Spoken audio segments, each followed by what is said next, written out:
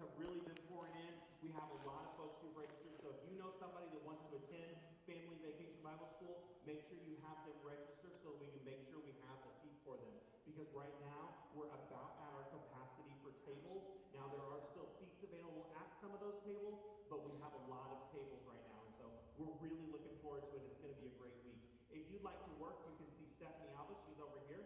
And so see Stephanie, and she'll get you signed up to work. And we still have lots of opportunities to serve at Vacation Bible School. And so I hope that you're looking forward to that. It's going to be a great week.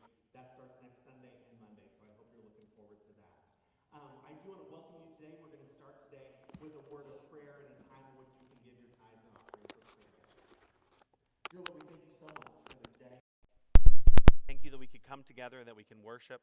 I pray that as we get into the busyness of summer, that we don't forget about what's going on, that we don't forget you, Lord, that we don't forget that you are still at work every day, that you don't take summers off, Lord, that you are with us every day. I pray that you would just be with us today, that you be honored by everything that's said and done, and that you would be in our midst and be here for our worship. It's your name we pray.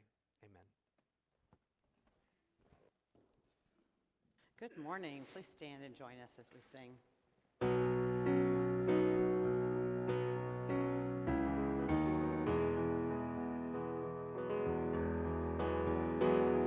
He's coming on the clouds. Kings and kingdoms will bow down, and every chain will break as broken hearts declare his praise. Who can stop the Lord Almighty? Our God is the Lion of Judah. He's roaring with power and fighting our battles, and every knee will bow before him. Our God is the Lamb that was slain for the sins of the world. His blood breaks the chains, and every knee will bow before the Lion and the Lamb. Oh, every knee will bow before him.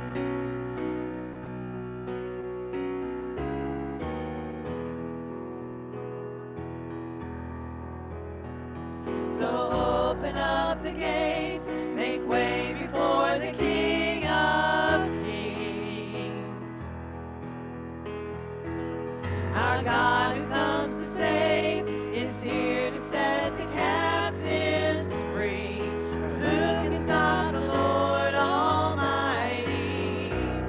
Our God is the Lion of Judah. He's roaring with power and fighting our battles, and every knee will bow before him. Our God is the Lamb that was slain for the sins of the world. His blood breaks the chains, and every knee will bow before the Lion and the Lamb. Oh, every knee will bow before him. Who can stop the Lord Almighty? Who can stop the Lord Almighty? Who can stop the Lord Almighty? Who can stop the Lord? Our God is the Lion of Judah. He's roaring with power and fighting our battles, and every knee will bow before him. Our God is the Lamb that was slain for the sins of the world. His blood breaks the chains, and every knee will bow before the Lion and the Lamb. Oh, every knee will bow before him.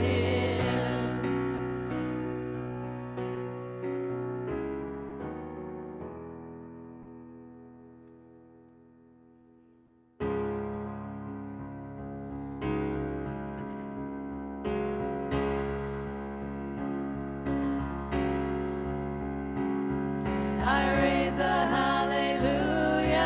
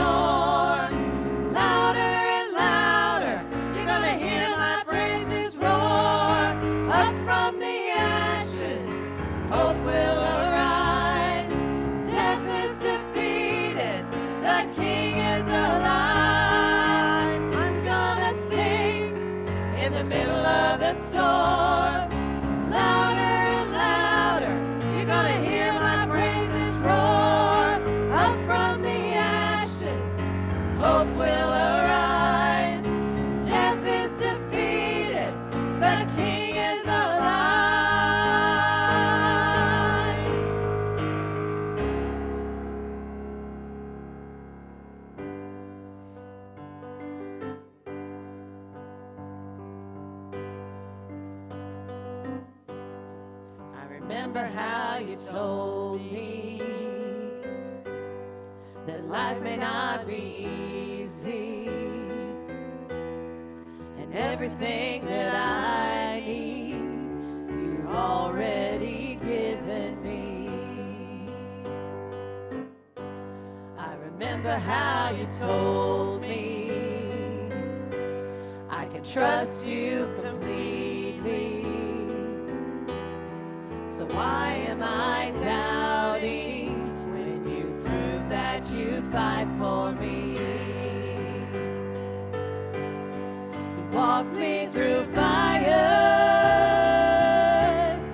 pulled me from flames. If you're in this with me,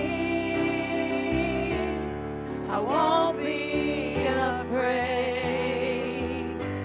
When the smoke billows higher, oh, and higher, it feels like I can barely breathe. I walk through these fires, 'cause you're walking with me. I'm changed by your mercy, covered by your peace. I'm living out the victory, doesn't mean I don't feel the heat. You walked me through fires, pulled me from flames. If you're in this with me, I won't be afraid. When the smoke billows higher, oh, and higher, and it feels like I can barely breathe, I'll walk through these fires, 'cause you're walking with me. I can face anything, 'cause you're here with me. I can do all things, 'cause you strengthen me. I remember how you showed me the price of my redemption. Lord, how could I question when you prove that you died for me?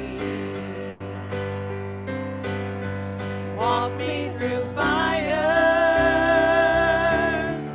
pulled me from flames. If you're in this with me, I won't be afraid. When the smoke billows higher, oh, and higher, and it feels like I can barely breathe, I'll walk through these fires, 'cause you're walking with me.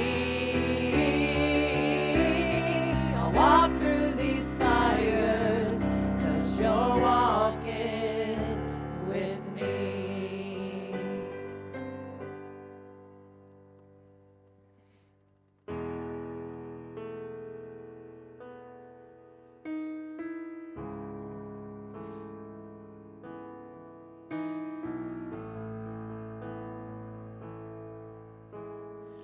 I just want to speak the name of Jesus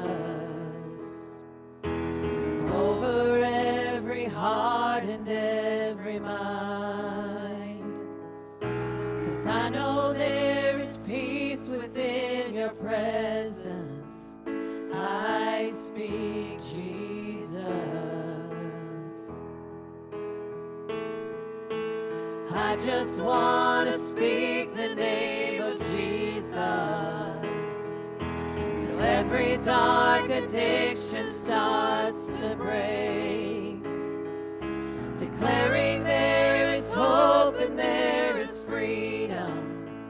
I speak Jesus. Your name is power. Your name is healing. Your name is life.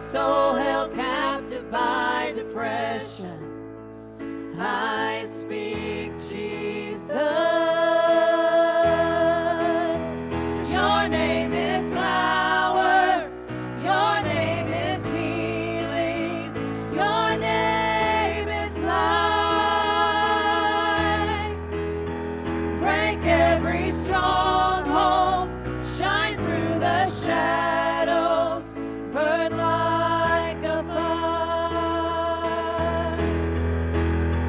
Your name is power, your name is healing, your name is life.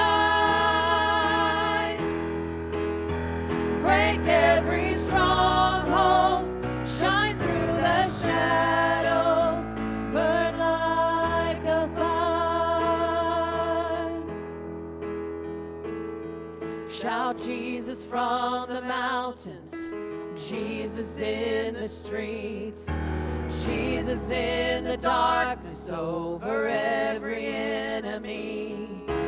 Jesus for my family, I speak the holy name, Jesus. Shout Jesus from the mountains, Jesus in the streets, Jesus in the darkness over every enemy. Jesus for my family, I speak the holy name, Jesus. Your name is power, your name is healing, your name is life.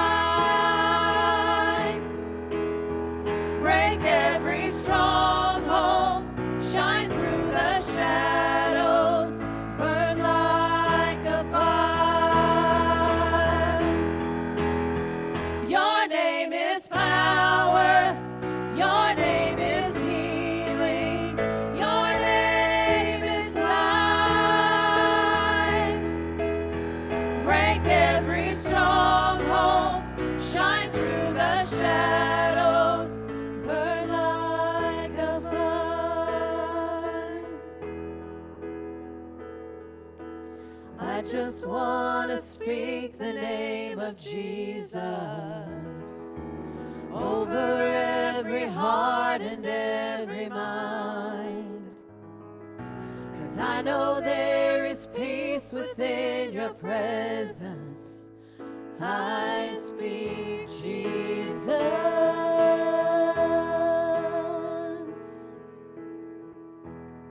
Jesus. Jesus. The powerful name of Jesus, by which no man comes to the Father. Jesus, healer. Jesus who loves us. Jesus who gave his life for us. Father God, I thank you. Can't begin to thank you enough for the gift you gave to me, the gift you gave to us. And I pray with you to be with Jason this morning as he brings yet another word from you to continue on worshiping you this day in a place where we can come without fear, a place where we can come and draw near to you. It's in Jesus' name I pray. Amen.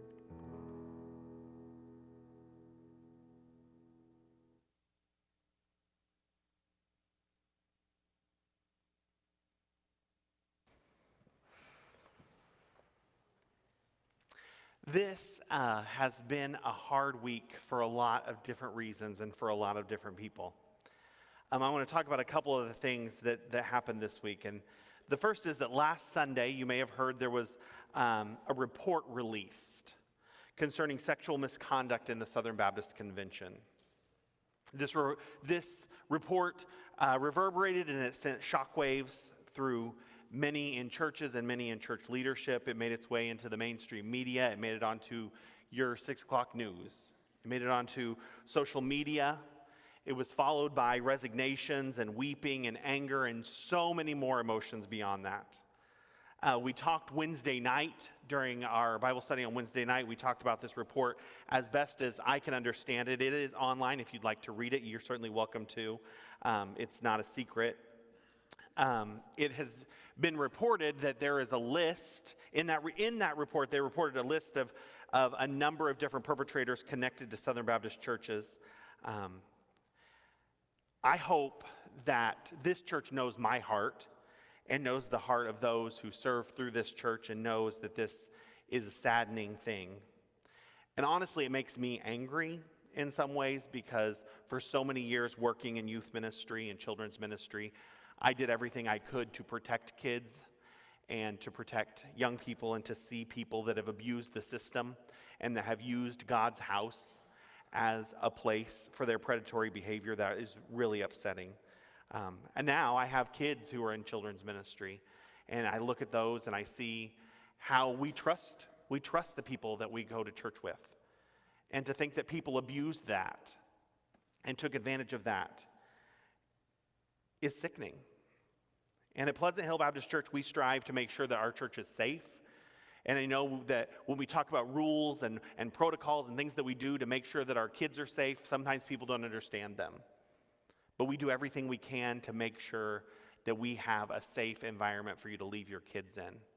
And I want you to know that that's a commitment from us here at this church, is that we will do everything we can to make sure that this church is a safe place and a place that honors God, not just with words, but with actions as well. I'm grieved that individuals came to church seeking the truth and were asked to lie.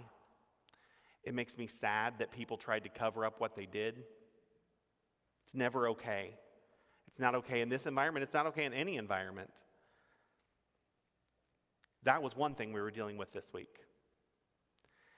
And in addition to this, on Tuesday, our country experienced one of the deadliest school shootings in recent history.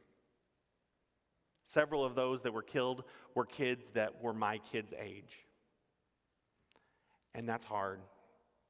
I can't imagine the unbearable weight of loss that those parents have experienced, and the fact that today they face a day without their kids.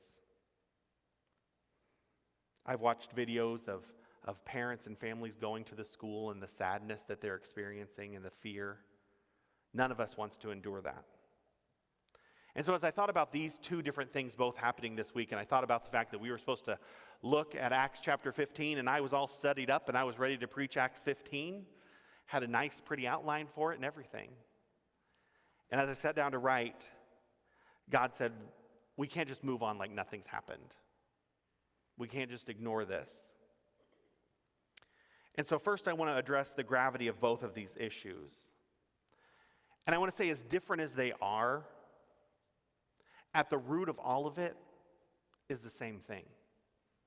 Because at the root of all of this is sin.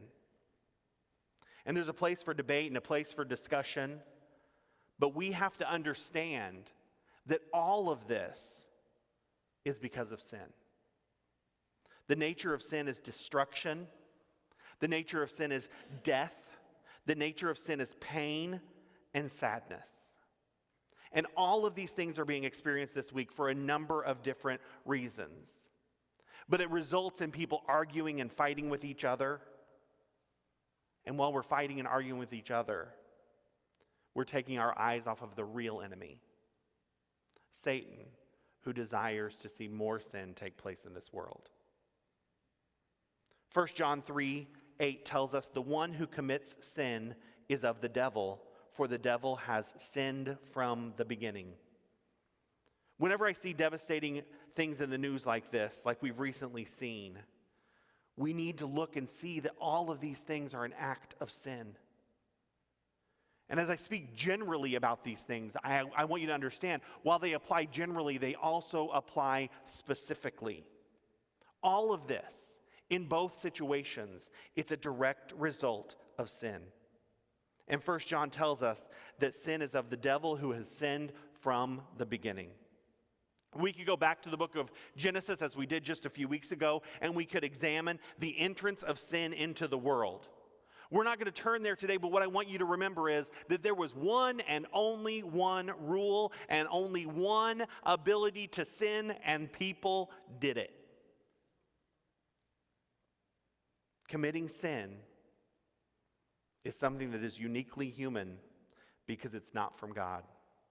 James chapter 1 says, no one undergoing a trial should say, I am being tempted by God, since God is not tempted by evil, and he himself does not tempt anyone. But each person is tempted when he is drawn away and enticed by his own evil desire. Then, after desire has conceived, it gives birth to sin. And when sin is fully grown, it gives birth to death. Desire gives birth to sin. And when sin is fully grown, it gives birth to death. That's the nature of sin. When we read about sin, we read about death going hand in hand. The wages of sin is death. When Eve stood in the garden with the serpent, she said, we're not supposed to eat from that tree or we will die. And Satan said, you won't surely die. But so often, we describe Christianity as a list of rules, of do's and don'ts. People say, oh, I don't want to be a Christian. It's just a list of do's and don'ts. My kids might say they don't want to live in my house because it's just a list of rules of do's and don'ts. I know whenever I would have, the youth are getting ready to go on a mission trip, and they're going to have a parents' meeting. And I can remember going to these parents' meetings and literally having a list of do's and don'ts. It's 2 columns. I could probably find it on a computer somewhere because I rolled the same one out every year. Occasionally, there was one more rule. But I'll tell you, in my house and on those mission trips, and the same is true with God, every one of those do's and every one of those don'ts has a reason behind it. People would say to me, do you really have to put on the mission trip list that people aren't supposed to bring knives? Yes, I do. Yes, I do. I didn't used to, but now I do. Every one of those rules is there for a reason. And the same is true with God. Every one of God's rules is there for a reason. Not because God desires to oppress us, but because God knows what's best for us. Right? When we go to the pool this summer, they're going to say, don't run by the pool. That's not because lifeguards hate running. It's because lifeguards hate busted heads. And that's the way that God is. God tells us what to do and what not to do because he loves us. God gives us guidance on how to live because the alternative of following God's guidance is death. Because sin leads to death. After the first release this week, there was a second release. And it was a release of names, of individuals, and what they had done. Some of the names, you can see the name, you can see the picture, you can see everything. Other people, the name has been redacted. And something caught my eye a few times. It was redacted name. Here's what they did. They admitted it, and then they committed suicide. And I thought, if that isn't the way that Satan works, he entices us to sin, he gets us involved in sin, and then shames us for that sin, and what comes out of it? Death. And we see that with these people, but we see that with the same thing in Texas by this young man who got wrapped up in sin and had no value.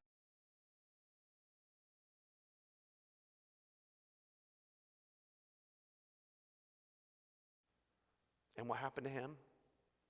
He died as well.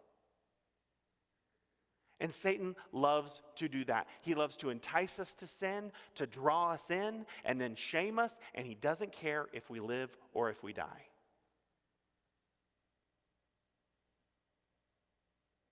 The bottom line is, what Satan wants is for people to question the Lord. And so what does Satan do? He entices church people to sin so the people who aren't in the church will question the Lord. He brings about tragedy so that people will see that tragedy and question the Lord. He brings about more death and more destruction so that people will continue to question the Lord. The nature of sin is death and destruction. And if we open our eyes and we look around us, we will see that every single day. Death and destruction everywhere as a result of sin. But that's not the end of the story for believers. You see, God knew the effect that sin would have on our world and the destruction that it would bring. But he said you don't have to live under the bondage of sin forever. On Wednesday nights, we're talking about the religions of the world. And as we talk about different religions, we talk about the fact that each and every one of them has a way of working your way out of sin. If you do this, and if you do this, and if you do this, then you can work your way to a better place. Work your way to God. And you know what? That's what the world wants us to do. That's the message the world wants us to say. What steps are you taking? What are you doing? And action isn't a bad thing. As Christians, we are called to action. But we can't work our way out of sin. You see, it's not that we have an effort problem. We have a sin problem. And we can put all the effort into it that we want. But if we are not actively seeking the Lord, effort is going to do nothing. All the religions of the world are going to preach about effort. All of them except for one. Because you see, our God is different. Instead of God saying to us, work harder, he said, I'm going to come and I'm going to make a way for you to be free from sin. Galatians chapter 5 says, for freedom Christ set us free. Stand firm then and don't submit again to a yoke of slavery. Christ set us free so that we don't have to be slaves to sin. And Scripture is clear about this, and yet, as Paul says, people abuse this.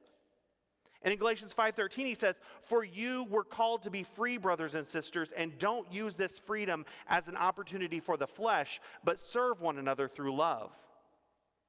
Because we, as sinful human beings, we see those around us who have taken advantage of the freedom that we've been given and have used it as an opportunity for the flesh. But Scripture speaks directly against this. We are all, each and every one of us, a slave to sin. However, Christ has come to set us free from that slavery. But what are we going to do with that? You see, Romans 6:23 tells us, for the wages of sin is death, but the gift of God is eternal life in Christ Jesus. The nature of sin is death. The wages of sin is death. Death is tied to sin. But, and this is huge, Christ came to set us free from that. Will we accept the gift of eternal life? And you know, we read that verse, Romans 6:23, but we need to look at the verses before it. So let's back up to verse 20. For when you were slaves to sin, you were free with regard to righteousness. So what fruit was produced then from the things that you are now ashamed of? The outcome of those things is death. But now, since you have been set free from sin and have become enslaved to God, you have your fruit, which results in sanctification, and the outcome is eternal life. We talked last week a little bit about accountability and how we don't desire accountability. We want to be free from accountability. However, our lives are not our own. We are bought with a price, and we are now, as Scripture says, enslaved to God. And our lives should reflect that. We need to keep that in mind as we look at the events of this week. So many people, they want to be free from sin, but they just want to be free from everything. It's just an escapism. They want to be free from sin and free from death and free from hell, but they don't really want to follow the Lord. They would just like what we call fire insurance. The gospel is not fire insurance. The gospel is God knows better than me, and I'm submitting my will to the Lord. But you know, there's a part of the gospel that we're often leaving out today. I hear this more and more as I hear people talking about the gospel. The gospel presentation goes something like this. You have sinned, and Jesus died for your sins. Do you believe that Jesus died from your sins? That's good enough. But I want us to read a scripture in Luke chapter 24. This is Jesus himself, the resurrected Christ, saying these things. He also said to them, this is what is written. The Messiah will suffer and rise from the dead the third day, and repentance for forgiveness of sins will be proclaimed in his name to all the nations, beginning at Jerusalem. Did you catch it there? Did you catch the part that we're leaving out of our gospel message today? That is one word: repentance. I hear the word repentance thrown around a lot. I hear people saying the Southern Baptist Convention needs to repent. This group of people needs to repent. That group of people needs to repent. But the only way to reach a point of corporate repentance is to begin with individual repentance. Because you know what? I can't confess for your sins. I can't repent for your sins. Can I be saddened by your sin? Absolutely. Can I be grieved by your sin? Absolutely. But I cannot repent for you. If I could repent for you, I'd do it. I'd say, I'm sorry for all of you. I would turn from your sin for you, but it doesn't work like that. And when we call for corporate repentance without individual repentance, it does no good. And this is something that's missing from the gospel that we preach today, because so much we preach so hard. God loves you just the way you are, which is true, but then we leave out God loves you enough to not leave you that way.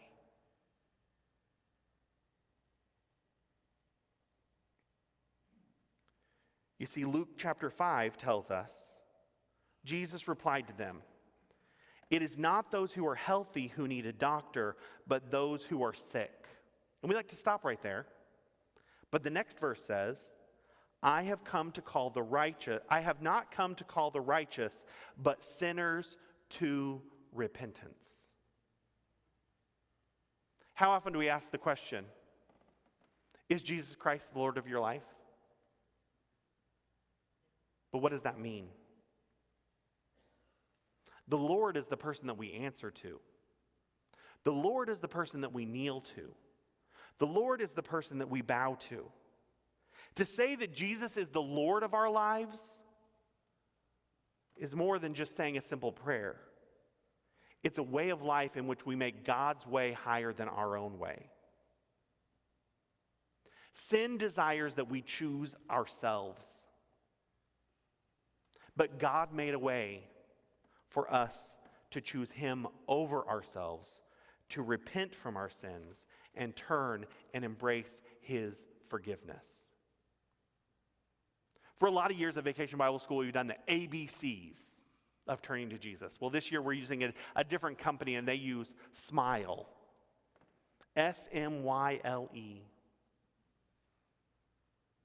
Sin wants me to choose my life.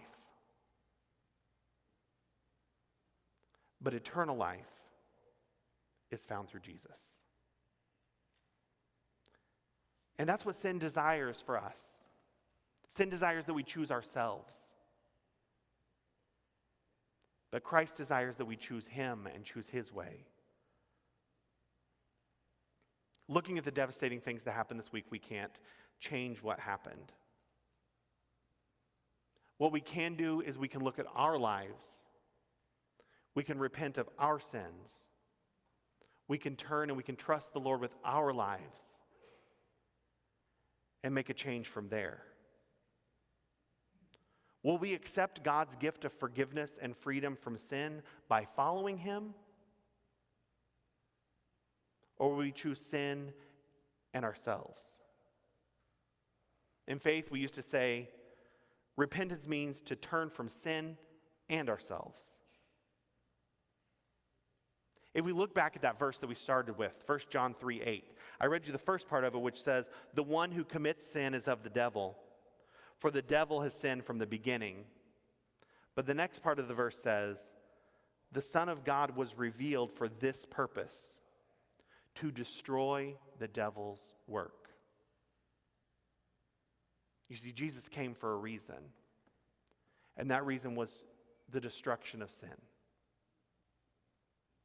So when we see these things that happen, we need to realize that this was a result of sin and individuals that need Jesus. Today I'm going to call us to a time of prayer. Prayer for our own lives, prayer for others, prayer for those who are hurting today, prayer for those who need the Lord. How many of us have shared the gospel this week? How many of us have told someone about the life-changing power of Jesus Christ? I can't help but look at the lives of people and say, did someone tell them about Jesus? Did they choose to reject? Or did they even know? As believers here today, if you have repented, if you have followed the Lord, pray that he brings conviction into your lives of who needs to hear that truth. There's great sadness in our country. Pray for great repentance. Let's pray together. Lord, I pray that we would be convicted of our sins, that we would draw close to you, that we would choose your way instead of our own way, that we would choose you and eternal life over ourselves and eternal death. I pray we not be people of judgment, but people that seek your forgiveness and that help point others to your forgiveness. Lord, I pray that you would be with those who are hurting today, those who are grieving today, those who are mourning today. You are the great comforter. I pray that you provide that to those that need it. Lord, I pray that you bring conviction into our lives, that we would see the sin in our lives, be done with it, be rid of it, before it takes root and grows to death. Lord, I thank you for loving us, and I thank you for making a way when no one else made a way. I thank you for loving us, Lord. It's in your name we pray. Amen.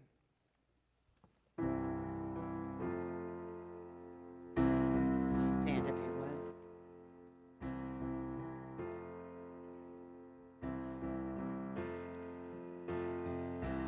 I want to move so you can move. Come and do what only you can do. I want to live in expectation of your kingdom breaking through.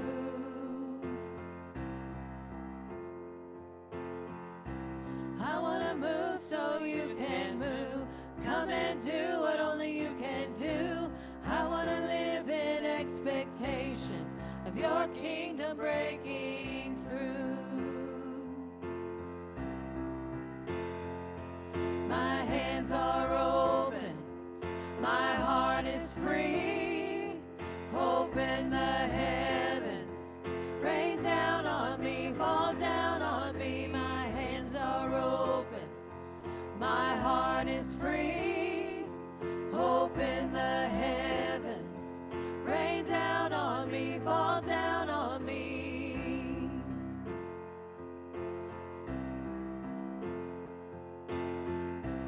I want to come to you in boldness. By your power I receive. I want to live in expectation.